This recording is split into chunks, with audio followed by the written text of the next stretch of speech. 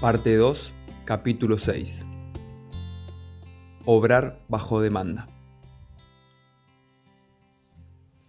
Maniva llevaba en su corazón un dolor que se asemejaba a una escalera en pendiente hacia un infernal pozo ciego, y el infierno, en definitiva, no era más que eso: arder incesantemente en los venenos privados de la mente. En este caso, ella sabía que ya no había familia ni ser querido que le echara de menos, lo que indudablemente fortalecía su decisión de extinguirse y dar fin al sufrimiento. El mango del revólver se sentía frío y distante, como si fuera el lado oscuro que conlleva todo acto deliberado. Apretaba con brío sus ojos mientras sus dientes, temblorosos, rechinaban con movimientos rápidos y agitados, asemejándose al choque de miles de cubos de hielo. Un gélido sudor se apoderó de su espalda. Sus venas se sentían como el caudal de un río y lamentó no tener la sabiduría ni entereza necesarias para resolver la situación de otro modo. Una inercia voluntaria empujaba el cañón del revólver contra la piel de su sien derecha que, ante la presión ejercida, le creaba una marca y le provocaba la sensación de estar rozando su cráneo. La fuerza que aplicaba contra su cabeza era cada vez mayor y el potente disparo podría salir en cualquier momento. Su boca reprimía un grito desgarrador. Lo sentía en la tensión de sus músculos y su cuerpo, arrodillado, deseaba por fin desvanecerse y acabar con la tortura. El terror proliferaba sin detenerse hasta que de repente sintió el sonido del gatillo ejecutando el disparo. Allí, sus reflejos revelaron una cuota de prudencia desplazando a toda velocidad el brazo que sostenía la Magnum 500 hacia arriba, al tiempo que liberaba un grito desgarrador. Al disparar, la potente detonación salió del cañón de 4 pulgadas que provocó un retroceso y expulsó a Maniva a casi 1 metro de distancia. Su cuerpo se sumió en un caos absoluto y perdió la orientación. Su entendimiento cobijaba desorden y sus oídos enardecidos solo escuchaban el agudo zumbido que aparentaba perforar sus tímpanos. Con gran temor quedó acostada sobre el piso de madera, con ambas manos que tapaban sus orejas, mientras se balanceaba como si estuviera en una hamaca inexistente. Así continuó hasta que la agitación extrema comenzó a ceder terreno, poco a poco, dejándose vencer por un estado de pasividad absoluta. De fondo, oía la gran cruz de madera que ardía y cada banco de la iglesia funcionaba como un enorme leño que alimentaba la hoguera eclesiástica. Lentamente, las paredes eran consumidas por abrasivas llamas y el techo, sustentado por incontables vigas de madera de pino, avivaba con vigor el ardor de la estructura.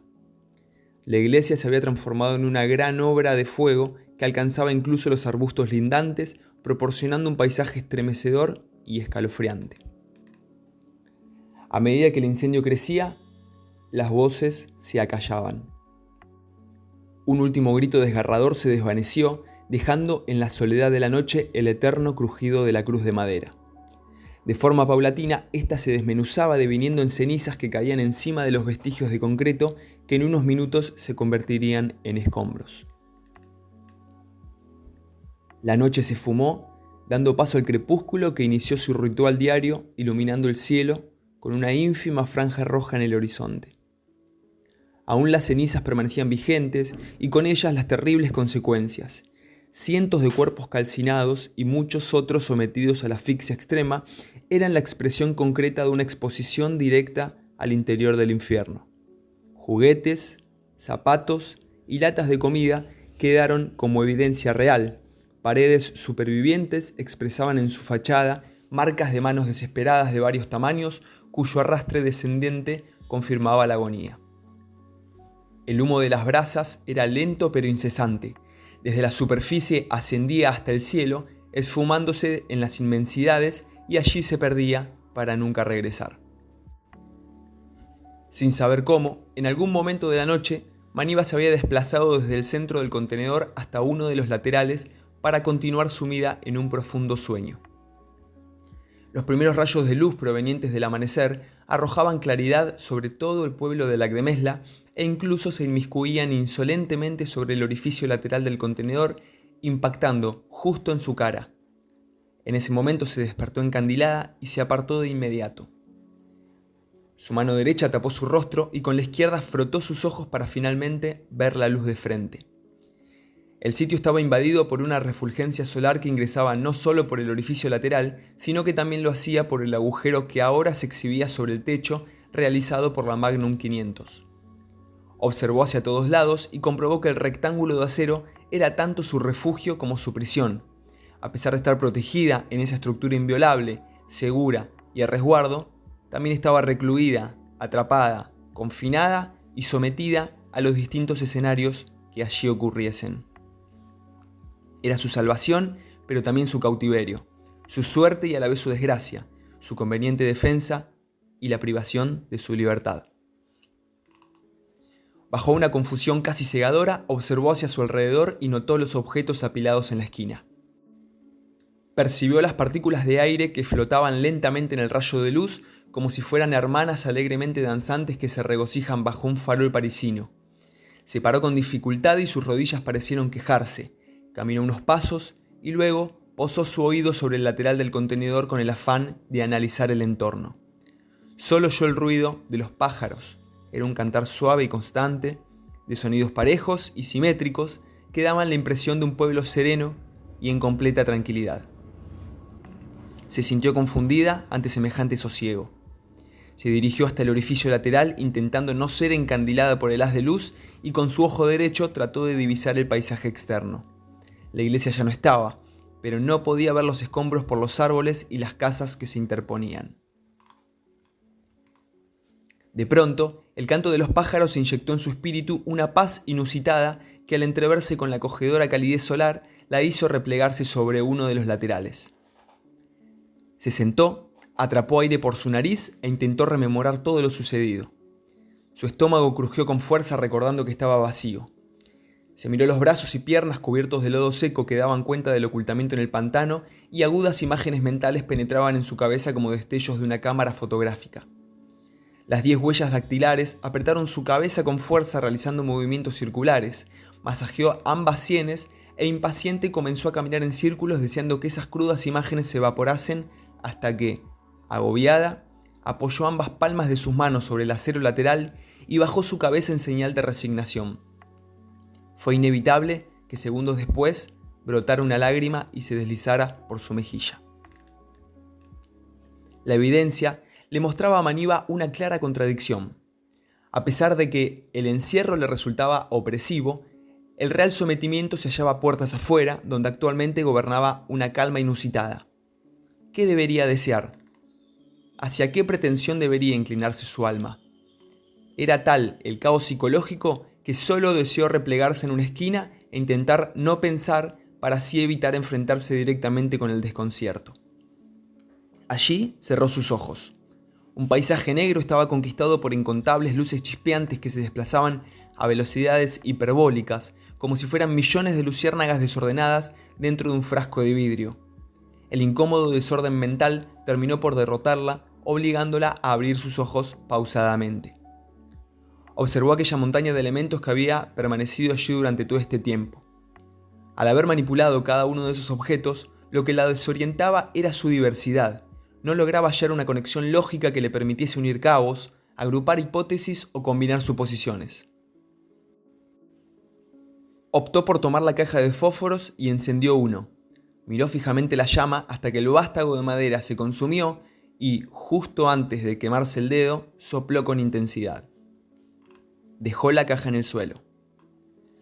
Todo permanecía en absoluta calma y el único movimiento visible era el de esas especies de hilos o diminutas burbujas transparentes que flotaban dentro del rayo de luz.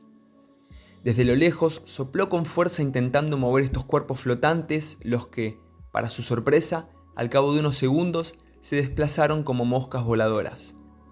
Eran unas partículas absolutamente ínfimas, objetos minúsculos que deambulaban dentro del rayo de luz como si de ellos se alimentasen. Frotó sus ojos con ambas manos friccionando fuertemente sus retinas. Al abrirlos, pestañeó con movimientos rápidos y nuevamente echó un vistazo a la situación dentro del contenedor. Solo encontró un silencio hermético y un mundo en pausa. El tiempo parecía reposar calmadamente sobre el aire. Regía una especie de profunda discreción en donde Maniva podría ser consciente de cada movimiento y hasta incluso sumergirse en las extensas profundidades de sus pensamientos. Intentó explorar lo más recóndito de los hechos, pero inmediatamente notó que le faltaban fuerzas y que esa exigencia vació su escasa reserva. Decidió administrar su caudal de energía y obrar bajo demanda para dosificar su limitado combustible interno. Muy pronto experimentó una sensación de aburrimiento, de la cual intentó escapar tomando nuevamente la caja de fósforos que había dejado a su lado. Agarró otra cerilla y la encendió. Su poder de combustión mostró una llama entre azul y anaranjada que dejó a Maníba algo cautivada. Agitó rápidamente el fósforo y la llama desapareció de inmediato. Creyó conveniente guardarlos, evitando desperdiciarlos en insignificancias, pero más pronto que tarde advirtió que en aquel desolado contenedor no había nada mejor por hacer. Encendió nuevamente otra cerilla y realizó movimientos ondulatorios mientras se deleitaba con la suave danza de la flama. Se acercó para mirar de cerca el fulgor y se sintió atraída por la radiante intensidad al punto de arrimar el fuego hacia su rostro y, calculando distancia y proximidad, pasó la llama tan cerca de su lengua como pudo, sintiendo prontamente una sensación de ardor. Su cuerpo lo rechazó, pero su mente deseó ese estímulo nuevamente. ¿Qué era este fenómeno? Esta elección de insistir en el daño. Entre las opciones de dolor o aburrimiento, Maníba optó por volver a experimentar ese pequeño estímulo doloroso. Ella tenía en claro que lo que estaba haciendo carecía de sentido. La sensación de molestia al acercar la llama hacia la punta de su lengua solo la llevaba a sorprenderse de la rareza de la situación y agigantaba así el desconocimiento de los motivos de sus decisiones. ¿Era acaso este un acto con algún beneficio o solo un movimiento aislado, definitivamente atravesado por la irracionalidad, el absurdo y el desvarío de una mente perturbada? Eso parecía. Su área de pensamiento, que aún razonaba de manera lógica y coherente, sostuvo la idea de que no estaba mal perder la cabeza cada tanto. Con el leve ardor de su lengua, todavía vigente, arrojó la caja a un costado como si fuera una decisión en contra de su voluntad, luego llevó sus manos hacia su rostro para refregarlo y así intentar despabilarse. Dentro de ese agujero se sintió olvidada, comenzaba a pensar que quizás nunca nadie la encuentre, quedando eternamente abandonada y extraviada.